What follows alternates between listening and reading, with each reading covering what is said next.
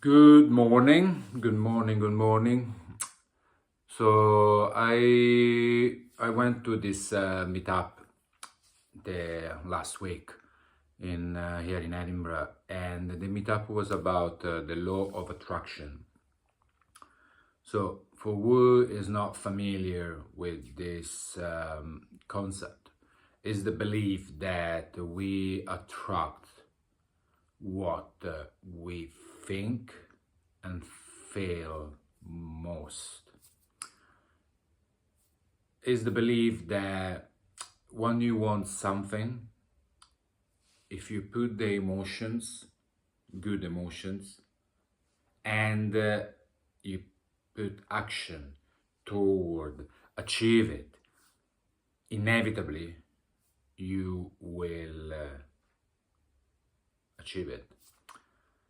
So it's all started. I mean, like this is philosophy that has been around for a really, really long time, and I'm sure that there's been like many trends. It keep coming and go, and it was back probably with globally. It came back after a book was written by Rhonda Byrne, if the pronunciation is right. She's an Australian writer, and because of the success of this book, it was made into a movie, and that's when it took really like they took off literally and became really really popular as a philosophy and concept. I came across the book years ago when I lived in New Zealand.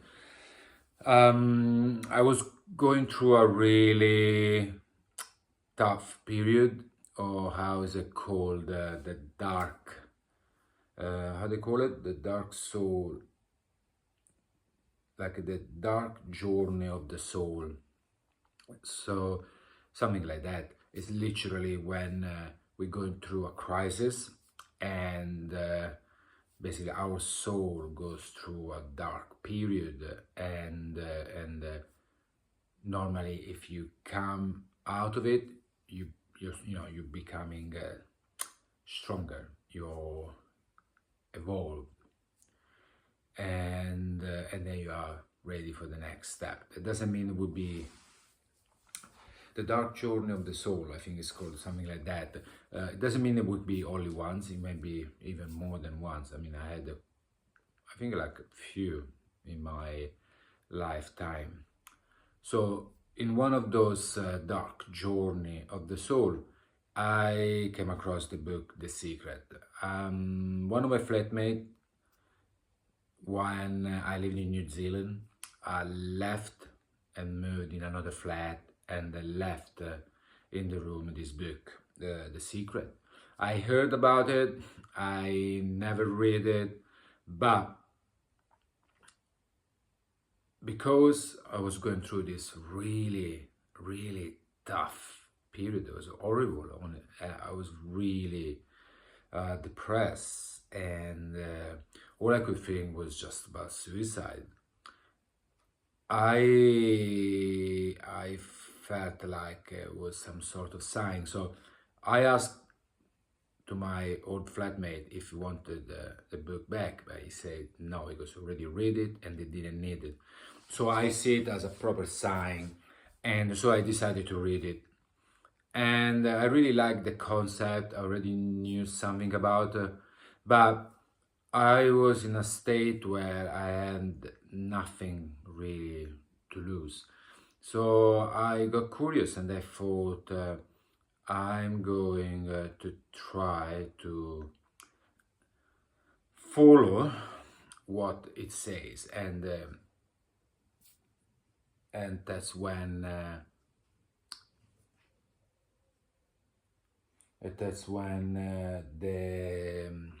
the magic. That's when the magic started. I mean, I have to be honest. At least for me in my journey, like it really worked magically, this book, because as I started to elevate my inner emotions and energies, and I started, to work toward my goals, slowly all just show up in front of me like magic. And higher my vibration was, and I felt like quicker things was happening, and that's where I met a really important person that actually been a catalyst for probably one of my biggest inner change, and so on. So from that moment, it's been up and downs the road. There was periods where I would be able to embrace that, like those higher emotions, and periods where I couldn't. So, but I believe in that because I saw it firsthand how really actually works, and that actually does work. It works for me. It definitely works for me 100%. So that's why, because of of this meetup, and because I'm in Edinburgh, so I wanted to join. Want to engage with the local community, so I joined, and then I met quite a few interesting people. So, and I thought that some of the people I would meet could come out with some interesting stories that I could share in my blog and on this channel. That's what actually happened. So we had a good chit chat for a couple of hours, and then one of the attendees basically talking to say that works in a hospital. So I always ask to anyone that I know working in hospital if they heard from some patients or from colleagues about anyone that had a near-death experience. And what she said was really interesting, because she said that she never met anyone that had a near-death experience, but she had it herself. She never heard anyone, but she was the one that had a near-death experience. So obviously I told her that I write about it, that I want to people understand that there is much more than what we don't see, what we can see. And I wanted to know more. So she did not want to tell a lot. She told me that she preferred not to say much. She didn't want to go back to that, but she was okay to share some of the experience. And basically, she died for drawing in a lake when she was 6 years old. And like as many others people that had a near-death experience, she found herself in this other plane of reality where the main energy is love. Completely the opposite of the lower energy, lower frequency reality we live here on Earth, that at the moment it's fear based energies. On the other plane, it's love based energies. And as many other people I talk to and stories I read, she didn't wanna come back. I mean, how how can you blame her? You find yourself in a place of a pure energy, pure love. Why do you wanna come back here? You don't want. But again, as many other people that had a similar experience, she had no choice. She was sent back against her will. So it's always different the reason how the people are sent back. Some people are just sent back and they are not questioning. Some people are happy to coming back. Most of the people don't want coming back. They are forced to come back. Many times they tell them that they have a mission to complete and they have to. So in her case, there was no discussion with those other entities that she met. Simply, she didn't want to come back. The feeling was to stay there forever. She said like the magnitude of love that she felt was huge that you can't express it in human terms. There is no such words to describe it. But at some point, she just found herself back inside her body, had no choice, no say about it. So, and obviously, like happens for many that has such a huge experience, you're not gonna be the same anymore. You can't go through life in the same way that you did before. Okay, she was a 6 years old, so there was not really much she went through yet.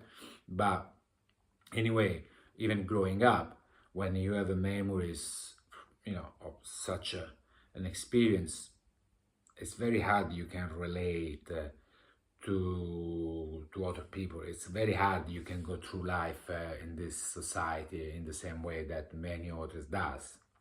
And that's what happened, and that's the reason why she embraced a more spiritual lifestyle. That's probably even the reason why she works in healthcare.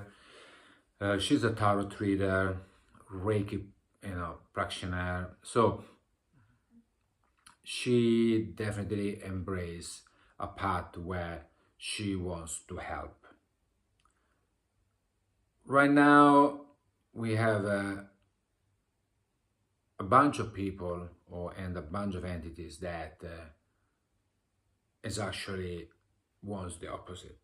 They don't want to help. They want to create chaos. They want to create a society that is based on fear and worries. And they are doing everything they can, obscuring the sun, creating fake viruses, creating wars. So they are creating or they're just maintaining, because it's always been like this for a long time. The only difference that before we didn't have the chance to massively being informed live all what was going on in the world. So they are conscious of what energies are, how the concept of attracting what we feel is, but they just to choose that knowledge to actually gain personal power to establish a control over the people and to use us basically as a like toy slaves to be used for their own benefit. So we are now in a time where we are now seeing what is going on in the shadow, and because of that, because now we are conscious of what's actually going on, and I believe we are evolving. Now there are a group of people that is trying to stop or slow down this evolution, this awakening. And that's why they are creating a system where fear is a permanent state, because they know that lower frequencies push you back and prevent you from basically attract what we deserve, love, higher energies. So as people, as this woman, she's a Polish living in Edinburgh, as this woman, you know, we don't know if what she says is true, but we're having so many stories like this that even if you don't believe it, or even if you have doubts, it has at least have to plant some seed inside your head to make you thinking what is actually going on. This is not all about, this flesh we carry around, this vessel is not all about. There must be something else. So that you believe it or not, you should start questioning if there is or not something more. Personal experience, I can say yes, and there is something more, and this is something more. It's something of wonderful energies, but nothing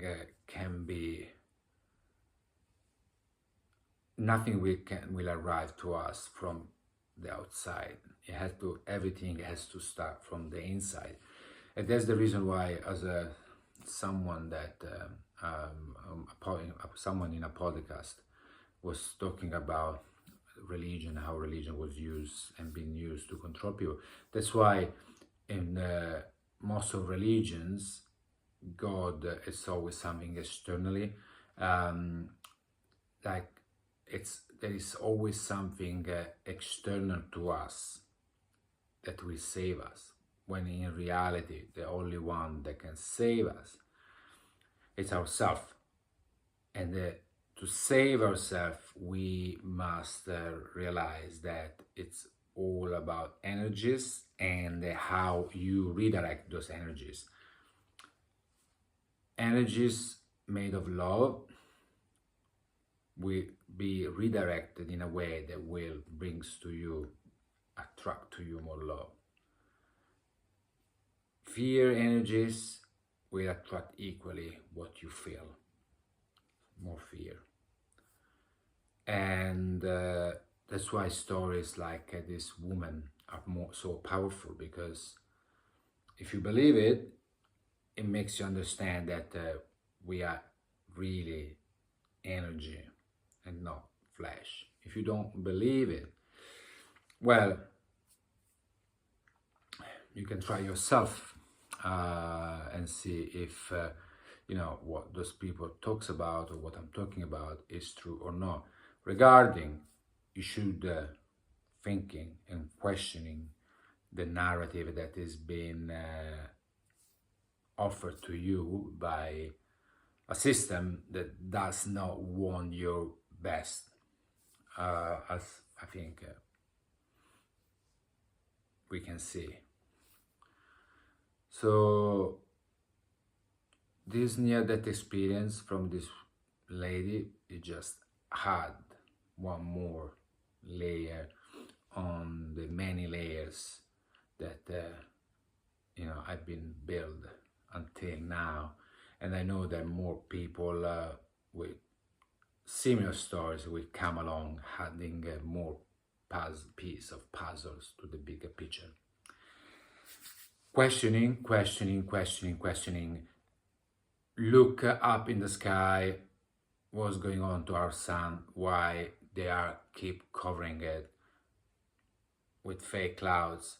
Look at the news, why there are unfair system in the world, why there are wars, why all of a sudden there is climate emergency, economic crisis, there are viruses popping up all everywhere. Why questioning, because questioning is the first step to realize that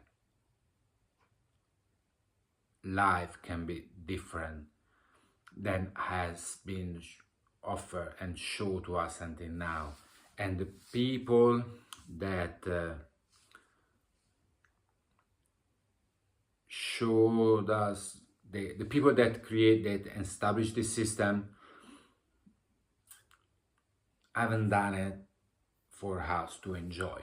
They gave us this system so that we can just be a little toy in their playground,